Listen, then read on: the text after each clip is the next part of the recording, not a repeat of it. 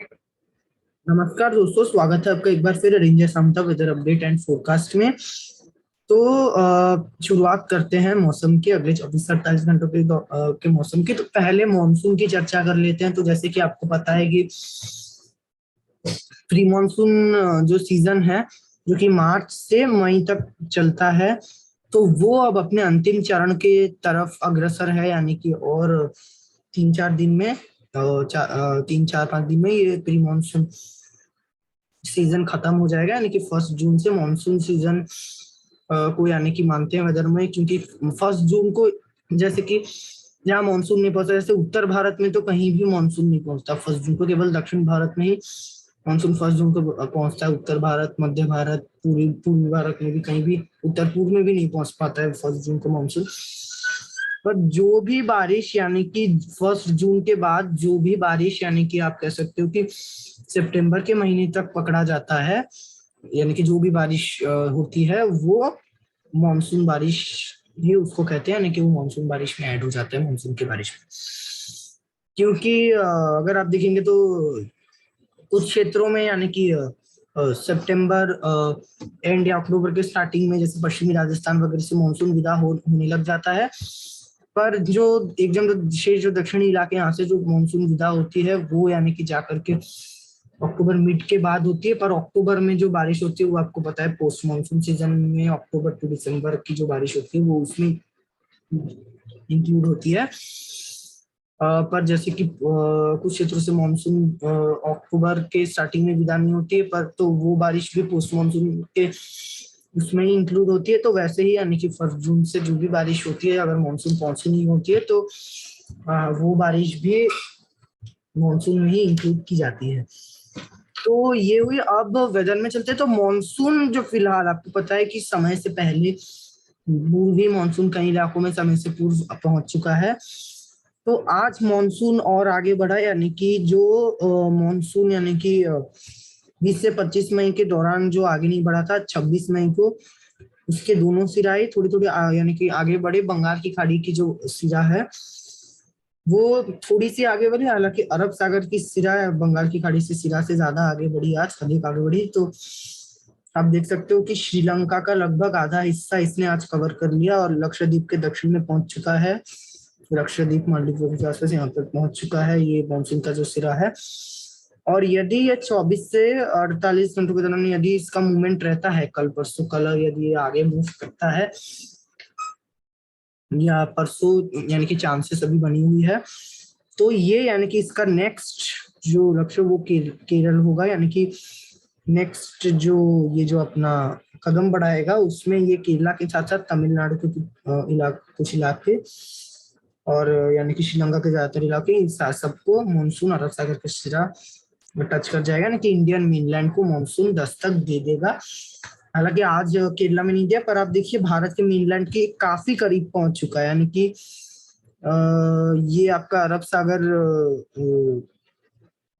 का जो सिरा है वो फिलहाल यानी कि साउथ थोड़ा, यानी कि अरब सागर का जो थोड़ा सदर्न इलाका है जो कि इंडियन ओशन से यहाँ मिलता है, तो वहां पर जब पहुंच चुका है। जैसे इंडियन ओशन इसके नीचे है, तो ये आप देखिए इंडियन ओशन है कि ये अरेबियन सी है। तो उस इंडियन ओशन और अरेबियन सी का ये जो बॉर्डर है उसमें ये पहुंच चुके हैं। और इसके जस्ट बॉर्डर के ऊपर ही आपको पता है कि जो केरला पड़ता है, केरला तमिलनाडु में कन्याकुमारी, जहाँ पर यानी कि ये तीनों सागर हम कहते हैं कि मिलते हैं। तो यानी कि लगभग उसके आसपास मानसून पहुंच चुका है। तो ये कभी भी अभी केरला में मानसून दस्तक दे देगा अगले 24 से 48 घंटों के दौरान। संभावनाएं काफी ज्यादा बन रही है।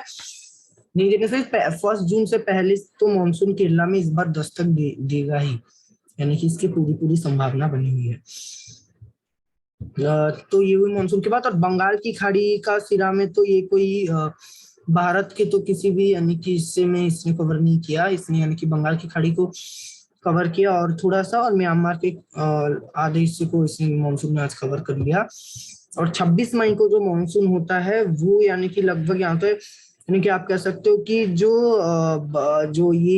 बंगाल की खाड़ी का जो मध्य सिरा है वो लगभग समय के आसपास, ये समय से अपना सकते हो ये जो क्षेत्र है ये जस्ट थोड़ा सा पीछे चल रहा है, 1 दिन 2 दिन। क्योंकि 26 तारीख को ये पूरा इलाका कवर होता है, पर आज आप देखिए जो 26 तारीख को बंगाल की खाड़ी के सिरा में ये इलाका तो ये तो कवर हो चुके हैं थोड़ा ज्यादा ही, पर ये वाला इलाका भी कवर नहीं हो पाया है। हालांकि अरब सागर का जो सिरा है वो समय से पहले चल रहा है। अब देखिए 26 में तो यहीं तक कवर होता है और आगे निकल चुका है। तो यानी कि मानसून जस्ट समय पे या समय से जस्ट पहले ही, मानसून समय से पहले ही आप कह सकते हो कि चल रहा है। यदि 1 जून से पहले केरला में दस्तक दे देता है तो यानी कि मानसून समय से पहले ही है फिलहाल। तो ये हुई मानसून की बात। और दूसरे क्षेत्र में तो आपको पता है कि पहले दक्षिण भारत में मानसून दस्तक देगा, फिर उत्तर पूर्वी पूर्वी भारत के साथ साथ यहाँ मध्य भारत में दस्तक देगा, फिर लास्ट में जाकर उत्तर भारत, यानी कि उत्तर भारत में भी जो पहले मध्य प्रदेश उत्तर प्रदेश के पूर्वी क्षेत्र में ये दस्तक देता है, फिर जाकर जो नॉर्थ वेस्ट इंडिया दिल्ली वगैरह और पश्चिमी राजस्थान और कच्छ क्षेत्र को और पंजाब ये जो क्षेत्र है इसको अंत में जाकर दस्तक देता है मानसून। तो यहाँ पर तो अभी भी मानसून के लिए 1 महीने से ज्यादा का अधिक इंतजार है। तो यानी कि इसके बारे में तो हम आगे आगे बात करते रहेंगे। अब बात करते हैं सैटेलाइट इमेज की। तो सैटेलाइट इमेज में आप देखिए कि मध्य भारत में आज काफी अच्छी क्लाउडिंग है, यानी कि आज बारिश की गतिविधियां लगातार रायपुर में तो देखने को मिल रही। कल रात से ही बारिश हुई, फिर सुबह मौसम साफ हुआ, फिर बारिश हुई, फिर मौसम साफ हुआ, फिर बारिश हुई। साफ मतलब शुष्क हुआ, पूरा साफ नहीं हो पा रहा है। जैसे कि मैंने बोला था पैची रेन होगा मध्य भारत में, तो यही हो रहा है कि अभी बारिश हो रही है, फिर रुक रही है, फिर हो रही है, रुक रही है, और कुछ क्षेत्रों में नहीं हो रही है, कुछ क्षेत्रों में हुए जा रही है। तो यही चीज मध्य भारत के कई इलाकों में देखने को मिलेगी। छत्तीसगढ़, विदर्भ, मध्य प्रदेश क्षेत्र में आप देखिए बादल छाए हुए हैं, यहाँ देखने को मिल रहे। उड़ीसा, पूर्वी भारत में भी ये चीज देखने को मिल सकती है। पूर्वी भारत में ये चीज और थोड़ा ज्यादा रह सकता है। अब देखिए कुछ घने बादल के पैचेस कोलकाता के आसपास बनी हुई है। बिहार में भी हो सकता है कि कुछ क्षेत्रों में हो जाए बारिश की गतिविधियां। हालांकि उत्तर भारत के ज्यादातर इलाके ही साफ हुए चले हैं, पर पहाड़ों में हालांकि हाँ है बादल छाए हुए हैं। उत्तर पूर्व में भी पहले से वेदर एक्टिविटी भी काफी कमी आई है। हालांकि कुछ क्षेत्रों में बादल है, बारिश जारी है, कुछ क्षेत्रों में हल्की से मध्यम। दक्षिण भारत में एक बार फिर आप देखिए बादल थोड़े थोड़े बढ़ते हुए नजर आ रहे हैं। हालांकि तेलंगाना वगैरह यहाँ पर बादल तो हैं, पर यहाँ बारिश की संभावना काफी कम है, यानी कि हो सकता है कुछ क्षेत्रों में यहाँ पर हो जाए आर्द्रवृत्ति वगैरह में, पर संभावना काफी कम नजर आ रही है। हालांकि अब देखिए जो दक्षिणांतरिक कर्नाटका, तमिलनाडु, रायलसीमा के दक्षिणी इलाके, केरला वगैरह में तो बारिश की पूरी पूरी संभावना है। तटीय कर्नाटका के इलाके में भी, क्योंकि यहाँ पर तो अभी अब देखिए मानसून जो आगे बढ़ा है, अब देखिए कितनी अच्छी यहाँ पर क्लाउडिंग हो चुकी है मानसून के चलते। और हालांकि बंगाल की खाड़ी में जो मानसून है वो यानी कि आप कह सकते हो ये अरब सागर से फिलहाल थोड़ा वीक चल रहा है। अब देखिए उतनी घनी क्लाउडिंग जो यहाँ अंडमान निकोबार के आसपास चल रहा था वो हट चुकी है। हालांकि म्यांमार में क्लाउडिंग है, पर भारत के ऊपर अब देखिए ज्यादा कोई क्लाउडिंग नहीं है, और अरब सागर में यहाँ पर और दक्षिण भारत में काफी ज्यादा इससे यहाँ से क्लाउडिंग बनी हुई है। तो ये सैटेलाइट इमेज की बात हुई। अब बात करते हैं हवाओं की स्थिति की और वेदर की। तो फिलहाल तो अब देखिए लगातार यहाँ से दक्षिण पश्चिमी हवाएं चल रही, पश्चिमी हवाएं चली जा रही है अरब सागर में, बंगाल की खाड़ी में। तो जो मानसून की हवाएं अभी फिलहाल से होती है, और उत्तर भारत में जो पूर्वी हवाएं चल रही थी, यहाँ से जो ये हवाएं ऐसे आ रही थी, यानी कि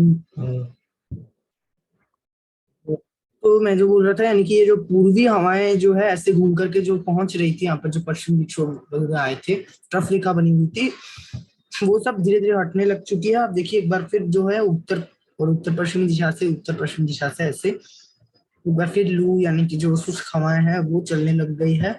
कल दोपहर को यदि आप देखें तो कल हालांकि एक बार फिर एक पश्चिमी विक्षोभ आ रहा है, जो कि उत्तर प्रदेश, पूर्वी उत्तर प्रदेश और तराई के उत्तर प्रदेश के इलाकों में हवा में परिवर्तन करेगा। पर ये जो क्षेत्र उत्तर प्रदेश के थोड़े दक्षिण इलाके जो कि मध्य प्रदेश से सटे हुए हैं, यहाँ पर जो फतेहपुर सीकरी, प्रयागराज, वाराणसी के साथ साथ आगरा, अलीगढ़, इस क्षेत्र में हवाओं में कोई परिवर्तन नहीं आएगा। दिल्ली एनसीआर में भी राजस्थान से गर्म हवाएं आएंगी यहाँ पर, तो इस क्षेत्र में मौसम शुष्क, साफ और गर्म बना रहेगा। अब देखिए बादल नहीं छाएंगे यहाँ पर ज्यादा, हो सकता है कि दिन के समय कुछ एक छा जाए, हो सकता है एक आध, पर नहीं छाएंगे यहाँ पर मोस्ट प्रोबेबली बादल ज्यादा। और आप देखिए तापमान में कल यानी कि बढ़ोतरी काफी ज्यादा देखने को मिलेगी। जो तापमान आज दिल्ली एनसीआर में यानी कि जो तापमान में काफी गिरावट आई थी, और दिल्ली एनसीआर में आज जो तापमान मैक्सिमम था वो 36 था, कल बढ़ करके 39 हो जाएगा। यानी कि काफी तापमान में बढ़ोतरी देखने को मिलेगी।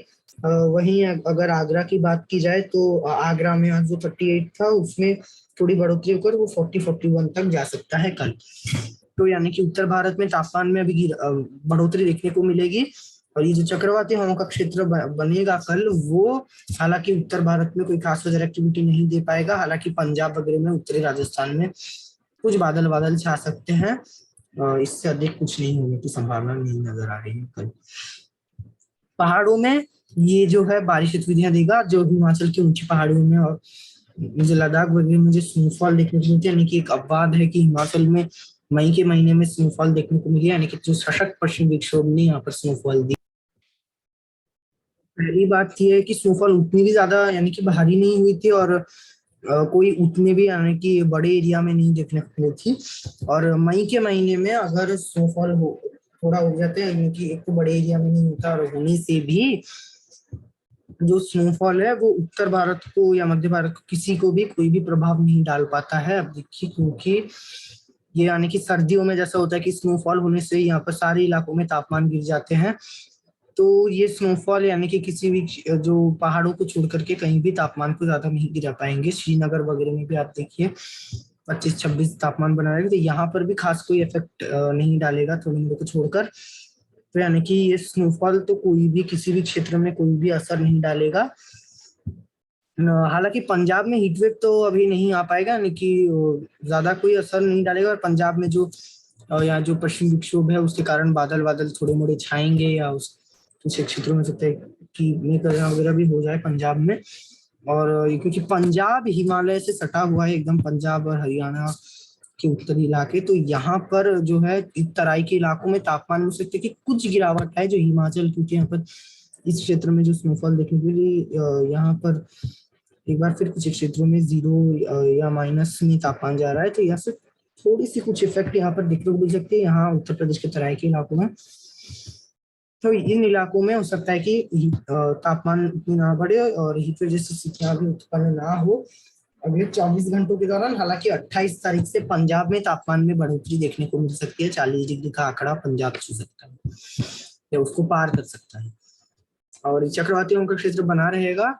और ये जो नमी वाली हवाएं तो ज्यादा नहीं पहुंचेगी। हालांकि राजस्थान से होकर के दक्षिण पश्चिमी हवाएं से कुछ यहाँ पर पहुंचे पंजाब वगैरह पर, यहाँ पर क्योंकि जो थार का पूरा मरुभूमि ये क्रॉस कर कर आती है, जो मरुस्थल यहाँ से जो थार का क्रॉस कर कर आती है, तो इस ज्यादा उतना नमी यहाँ पर पहुंच नहीं पाता। अब देखिए जैसलमेर वगैरह तक ही कुछ थोड़ा मोड़ा 33% ह्यूमिडिटी है, काफी कम है। और जैसे ये और आगे बढ़ती है, यानी कि अब देखिए जैसलमेर, जोधपुर, फलौदी पार करने के पश्चात ये और जैसे आगे बढ़ती है, यानी कि बीकानेर चूरू होकर के ये जो हवाएं, तो यहाँ तक पहुंचते पहुंचते अब देखिए इसकी नमी इतनी कम हो जाती है कि बीकानेर में अब देखिए 25% है, चूरू में 24%। तो यहाँ पर ही इसकी नमी पूरी तरह समाप्त हो जाती है और ये हवाएं गर्म हो जाती है। कम से कम यहाँ तक पहुंचते काफी गर्म रहती है ये हवाएं। और यही हवाएं आप देखिए दिल्ली में दस्तक दे रही, तो दिल्ली में 30% ह्यूमिडिटी कह रहे हैं क्योंकि बारिश देखने को मिली। तो हालांकि यहाँ पर भी ज्यादा ह्यूमिड मौसम को नहीं बना पाता है।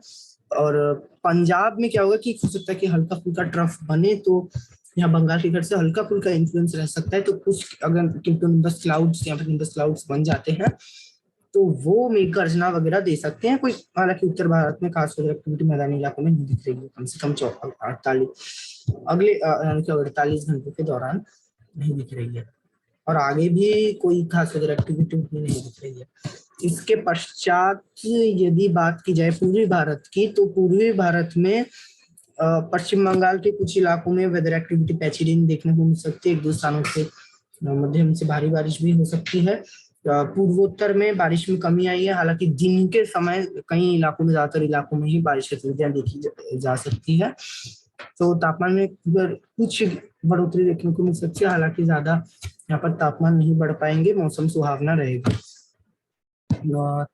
और जो बिहार वगैरह में भी हो सकता है, जो पश्चिम बंगाल से सटे हुए हैं, यानी कि जो पूर्णिया, भागलपुर हो गया, इस क्षेत्र में भी बारिश की गतिविधियां दिख सकती है। साथ ही जो दक्षिणी बिहार जो झारखंड से सटे हुआ है, गया वगैरह में भी बारिश हो सकती है। झारखंड में बारिश की संभावना है कई इलाकों में, धनबाद, रांची, जमशेदपुर और इस सारे क्षेत्रों में, में सारे क्षेत्रों में बारिश की गतिविधियां देखने को मिल सकती है। तो ये हुई पूर्वी भारत की बात। अब चलते हैं मध्य भारत की ओर। तो मध्य प्रदेश के ज्यादातर इलाके शुष्क हैं, हालांकि जो यानी कि उत्तरी और जो मध्य इलाके शुष्क हैं। हालांकि जो दक्षिणी इलाके जो कि विदर्भ और छत्तीसगढ़ से सटे हुए जो इलाके हैं, यानी कि ये जो एक्सट्रीम जो दक्षिणी इलाके, यानी कि बैतूल, होशंगाबाद, भोपाल, हालांकि भोपाल में वेदर एक्टिविटी की संभावना कम है। भोपाल हो गया आपका, यहाँ पर पूर्वी मध्य प्रदेश के इलाकों में भी जो है कुछ क्षेत्रों में पैची वेदर एक्टिविटी दिख रही है, यानी कि वेदर मॉडल इसमें थोड़ा सा भूल चूक कर सकता है, क्योंकि पैची वेदर एक्टिविटी है। तो यानी कि समझने पे जैसे कि रायपुर में संभावना काफी कम थी वेदर एक्टिविटी की, यानी कि कम थी मतलब कि वेदर मॉडल नहीं दिखा रहा था, पर हो गई वेदर एक्टिविटी। मैंने जैसे बोला था कि पैची रेन पूरे छत्तीसगढ़ में संभावित है, तो वही हुआ। और जो मध्य प्रदेश में भी वही संभावना दक्षिणी इलाकों में। हालांकि जो उत्तरी इलाके हैं, ये जो आपका हो गया छतरपुर, फिर गुना, ग्वालियर, शिवपुरी, इस क्षेत्र में बारिश की संभावना नहीं है, क्योंकि झांसी वगैरह से यहाँ से सटे हुए हैं उत्तर प्रदेश से। सतना वगैरह में भी बारिश की संभावना काफी कम है, सतना सिंगरौली में। हालांकि बादल बादल छा सकते हैं कुछ क्षेत्र में। इसके बाद बात की जाए अगर गुजरात की, तो गुजरात में दक्षिण पश्चिमी और हवाएं चले जा रही है अगले 24 से 48 घंटों के दौरान चलते रहेंगी। कल तो कोई भी एक्टिविटी गुजरात में संभावित नहीं है। और यहाँ पर ये जो हवाएं चल रही है, ये गुजरात में हीटवेव या जो तापमान अधिक बढ़ने नहीं देगा। स्पेशली जो पूर्वी गुजरात और कच्छ के कई क्षेत्रों में उतने तापमान को नहीं बढ़ने देगा। नमी उतनी नहीं रहेगी, कच्छ में हल्की बड़ी रह सकती है, और जो पूर्वी जो गुजरात है, सूरत, वलसाड, नवसारी, पंचमहल, इस क्षेत्र में थोड़ी नमी रह सकती है बड़ी। वडोदरा में भी हो सकता है कि नॉर्मल से थोड़ी, यानी कि जितने लोगों के अंदर एकदम जो ड्राई वेदर है वो उतना ड्राई नहीं जाएगा। और यही चीज यानी कि दक्षिण पश्चिमी राजस्थान में भी हो सकता है कि कुछ क्षेत्रों में यही रहेगी, दक्षिण वगैरह में। हालांकि राजस्थान में तो कोई भी एक्टिविटी की संभावना नहीं है। 28 तारीख को भी वेदर एक्टिविटी की संभावना गुजरात में कोई खास तो नजर नहीं आ रही है। जाकर के 29 तारीख को हो सकता है कि गुजरात के ये जो नमी पहुंच रही है, हालांकि नमी क्योंकि इतनी ज्यादा पहुंच रही है, तो कुछ क्षेत्रों में अगर गुजरात में कहीं भी थोड़ा ज्यादा तापमान बढ़ जाता है गुजरात में, तो वहां पर अचानक से बादलों का फॉर्मेशन और यानी कि मेघगर्जना वगैरह दिख सकती है बारिश की। हालांकि उसकी संभावना कम है, क्योंकि गुजरात में कहीं भी तापमान इतना ज्यादा बढ़ नहीं पाएगा। तो इसके बाद यदि बात की जाए महाराष्ट्र की, तो महाराष्ट्र में अब देखिए मुंबई में तो हवाएं पश्चिम दिशा से तो यहाँ पर चल रही है, पूरे कोंकण रीजन में चली जा रही है पश्चिम दिशा से हवाएं। तो यहाँ पर तो तापमान उतना नहीं बढ़ पा रहा है, यानी 35 के ऊपर तो तापमान जा नहीं पा रहा है। मुंबई में जो यदि मैं आपको बता दूं जो मैक्सिमम टेम्परेचर आज का, तो आज मुंबई में 33 है, कल वही 30, कल और गिर कर 1-2 डिग्री 32 यानी कि 32 ही मेंटेन रहेगा। बारिश की संभावना हालांकि मुंबई में कम है, बादल बादल छा सकते हैं मुंबई में। हालांकि जो रत्नागिरी वगैरह में बारिश की संभावना, यहाँ पर जो रत्नागिरी हो गया, जो सांगली में कम है, पर सतारा वगैरह में, रत्नागिरी, कोल्हापुर, सतारा, इस क्षेत्र में बारिश की संभावना है। पुणे में भी मिड 30 तक ही तापमान बने रहेंगे, पुणे, नासिक, इन सारे क्षेत्रों में।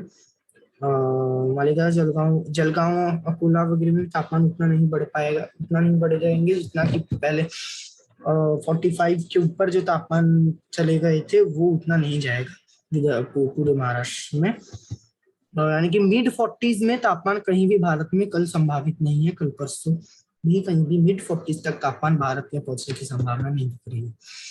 तो और विदर्भ में बारिश की संभावना है कुछ क्षेत्रों में, यानी कि ये जो क्षेत्र पूरा हो गया विदर्भ में, यहाँ पर पैसी रेन की संभावना हो सकती है, छिटपुट बारिश दिन के समय देखने को मिले। छत्तीसगढ़ में यानी कि रायपुर में, जैसे कि मैंने बोला कि बारिश शुरू हो चुकी है, यानी कि तापमान में काफी गिरावट देखने को मिली है, यानी कि वेदर मॉडल और गूगल वेदर ने भी नहीं दिखाया था कि बारिश होगी, पर जैसे कि मैंने बोला था पूरे छत्तीसगढ़ में संभावना थी बारिश की, पैची रेन होने की, तो वही हुई रायपुर में। इनकी काफी बारिश के चलते आज रायपुर का जो टेम्परेचर है वो गिर करके यानी कि मैक्सिमम टेम्परेचर आज 34-35 में आ गया, उसके ऊपर बढ़ नहीं पाया तापमान।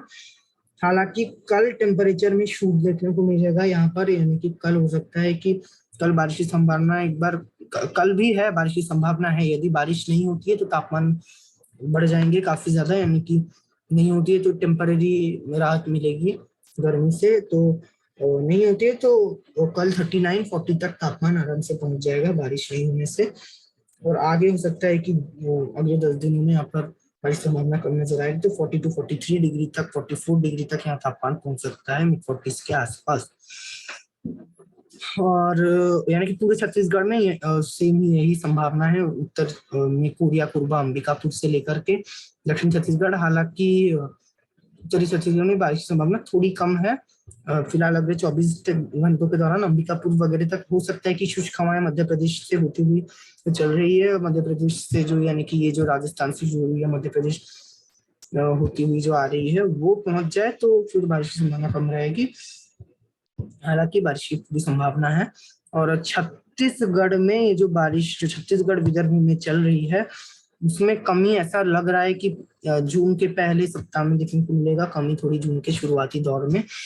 तो जून के शुरुआती दौर में यहाँ पर उत्तर पश्चिम दिशा से एक बार फिर हवाएं आने की संभावना है, तब यहाँ पर यदि आती है तो बारिश की संभावना कम हो जाएगी। जून 1-2 के दौरान अवधि के दिन के समय बारिश कम हो सकती है। और यदि जून के समय यदि मौसम शुष्क होता है, जून के समय या मई एंड के समय यहाँ पर यदि मौसम शुष्क होता है, यानी कि मई के मिड में ये जो छत्तीसगढ़ विदर्भ यहाँ पर सबसे ज्यादा तापमान रहता है, क्योंकि मई मिड के बाद क्या होता है कि प्री मानसूनी जो गतिविधियां हैं वो ऐसे ही, यानी कि उग्र होने लग जाती है, जो कि तापमान को उतना यहाँ बढ़ने नहीं देता है। पर यदि मौसम कभी कभार क्या होता है कि ऐसे यानी कि शुष्क हो जाता है तो तब काफी गर्मी बढ़ जाती है, बढ़ने लग जाती है गर्मी। क्योंकि क्या होता है कि एक तो हवाएं तो शुष्क यदि चलती है तो बढ़ाएगी तापमान को। दूसरा मेजर फैक्टर अभी क्या है कि जो सूर्य है वो अभी ट्रॉपिक ऑफ कैंसर के ऊपर, यानी कि जो भोपाल वगैरह के आसपास है, वो 21 जून को पहुंचती, तो कम से कम सूर्य अभी लगभग, यानी कि इस क्षेत्र तक तो पहुंच ही जाती है, जो कि दक्षिण भारत मध्य भारत के ही ऊपर आप कह सकते हो कि लगभग मध्य भारत के ऊपर, यानी कि लगभग इसी क्षेत्र में सूर्य अपना पूरा डायरेक्ट इम्पैक्ट डालता है, यही इसी के ऊपर, यानी कि सूर्य रहता है इसी क्षेत्र के ऊपर, तो काफी ज्यादा इम्पैक्ट ये अभी डालता है मई एंड में, इसलिए काफी गर्मी रहती है। और उत्तर भारत में मई एंड में तो गर्मी यहाँ पर तो रहती ही है, मई के महीने में तो गर्मी वो क्षेत्र में तो अप्रैल में रहती है। पर यहाँ पर जब भोपाल वगैरह के ऊपर, भोपाल के ऊपर से जो ट्रॉपिक ऑफ कैंसर गुजरा है, तो जब यहाँ पर 21 जून को यदि पहुंचता है उस समय यहाँ पर अगर जो है मौसम शुष्क रहता है तो उस समय गर्मी और भी उग्र होने के चांसेस रहते हैं, राजस्थान, पश्चिमी राजस्थान में हो जाती है। इसलिए यहाँ पर जून हॉटेस्ट मंथ होता है, क्योंकि जून के समय तो यहाँ पर मानसून तो जुलाई 8 में पहुंचती है, तो जून में भी यहाँ खास बारिश नहीं देखने को मिलती है। और सूर्य, जैसे कि आपको पता है कि जून के समय ही सबसे उग्र रहता है, तो उसी समय गर्मी देखने को यहाँ पर सबसे ज्यादा मिलती है। तो यानी कि मध्य भारत में यही रहेगा मौसम। मध्य भारत में वेदर एक्टिविटी की संभावना कुछ इलाकों में बनी हुई है, हालांकि कोई खास वेदर एक्टिविटी नहीं है। और उड़ीसा में, जो तटीय उड़ीसा में वेदर एक्टिविटी की संभावना ज्यादा है, आंतरिक उड़ीसा में भी छत्तीसगढ़ के जैसा ही रहेगा। मैची रेनफॉल विदर्भ छत्तीसगढ़ में, यानी कि सारे क्षेत्रों में यही रहेगा। तो इसके पश्चात यदि बात की जाए दक्षिण भारत की, तो दक्षिण भारत में तेलंगाना में भी, यानी कि छत्तीसगढ़ के जैसा ही बारिश की संभावना है। हालांकि पहले से यहाँ पर मौसम शुष्क हुई है, तो तापमान यहाँ पर कुछ बढ़ सकते हैं तेलंगाना, रायलसीमा वगैरह में। हालांकि आंध्र प्रदेश, उड़ीसा से सटे हुए इलाके में कल बारिश की संभावना है। और ये जो आपके गोवा वगैरह में पूरे कुंकण क्षेत्रों में, जैसे मैंने बोला, यहाँ पर गोवा में भी बारिश की संभावना यानी कि है। और यहाँ पर यानी कि उतना प्रेडिक्शन नहीं लगा जैसे किस समय बारिश की, दोपहर को ही ज्यादा चांसेस है, और यानी कि नमी क्योंकि लगातार यहाँ पहुंच रही है, तो बारिश कभी भी हो सकती है, बादल फॉर्मेशन कभी भी हो सकती है, थोड़ी भी अगर तापमान बढ़ती है तो नमी मिल रही है तो बारिश हो सकती है। इसके बाद और भी दक्षिण में चले तो उत्तरी कर्नाटका में जो तुलापुर वगैरह, यहाँ पर बारिश की संभावना काफी कम नजर आ रही है। हालांकि तापमान तो यहाँ पर उतने अभी नहीं बढ़ेंगे, पर बारिश की संभावना भी काफी कम है।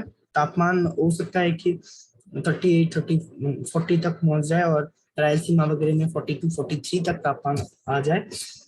और तो यहाँ पर उतनी बारिश की संभावना नहीं है। और दक्षिण आंतरिक कर्नाटका में थोड़ी बारिश की संभावना बन रही है। केरला तमिलनाडु में काफी अच्छी बारिश की संभावना है। केरला तमिलनाडु तटीय कर्नाटका, ये 3 क्षेत्र ऐसे हैं जहां पर बारिश की संभावना काफी ज्यादा बनी हुई है। आंतरिक तमिलनाडु में स्पेशली जो केरला से सटे हुए हैं, यहाँ पर बारिश की संभावना काफी ज्यादा है। तटीय क्षेत्रों में कोई खास वेदर एक्टिविटी की संभावना फिलहाल उतनी नजर नहीं आ रही है। स्पेशली जो उत्तरी इलाके यानी कि जो चेन्नई, वेल्लोर, तिरुपति, इस क्षेत्र में और भी कम वेदर एक्टिविटी की संभावना नजर आ रही है। हो सकता है कि 1-2 लाइट बौछारें गिर जाए। और क्योंकि वेदर एक्टिविटी कम रहेगी तो यहाँ पर भी रायलसीमा के जैसे ही तापमान 37-38 डिग्री तक यहाँ पर भी पहुंच सकता है। रायलसीमा से कम रहेगा, पर हाँ गर्मी यहाँ पर भी रहेगी। और केरला में क्योंकि तो आपको पता है कि मानसून आ रहा है, तो देखिए यहाँ पर दक्षिण पश्चिमी हवाएं शुरू हो चुकी है, यानी कि बहुत पहले से पश्चिमी हवाएं चल रही है, अभी और भी प्रोमिनेंट हो रही है। अब देखिए जो इक्वेटोरियल फ्लो वो बढ़ चुका है, और अगले 24 से 48 घंटों के दौरान केरला में मानसून पहुंचने की संभावना काफी ज्यादा बनी हुई है। नमी तो ही बढ़ी ही हुई है। अब देखिए ह्यूमिडिटी काफी ज्यादा केरला के ऊपर है, यानी कि फेवरेबल कंडीशंस केरला में बनी हुई है। और भी आगे मैं अगर दिखाऊं तो ये प्रोमिनेंट ही रहेगा। ये जो पश्चिमी दिशा से जो चल रही है केरला में, अगले 10 दिनों तक हो सकता है कुछ क्षेत्रों में केरला में कंटिन्यू रेन जारी रहे। और अंडमान और निकोबार में पहले से बारिश में कमी आई है, तो यहाँ पर यानी कि बारिश की संभावना है। हल्की से मध्यम बारिश यहाँ पर जारी रहेगी। ऑन एंड ऑफ लक्षद्वीप में पहले लग रहा था कि कल की बारिश में कमी आएगी, हालांकि अभी बारिश में यदि मानसून आगे बढ़ता है तो यहाँ उतनी कमी नहीं आएगी, हल्की से मध्यम बारिश जारी रहेगी मेरी 24 से 48 घंटों के दौरान। ये रहेगा भारत का 24 से 48 घंटों का मौसम। आगे का बीच के लिए देखते रहिए। जय हिंद, जय भारत।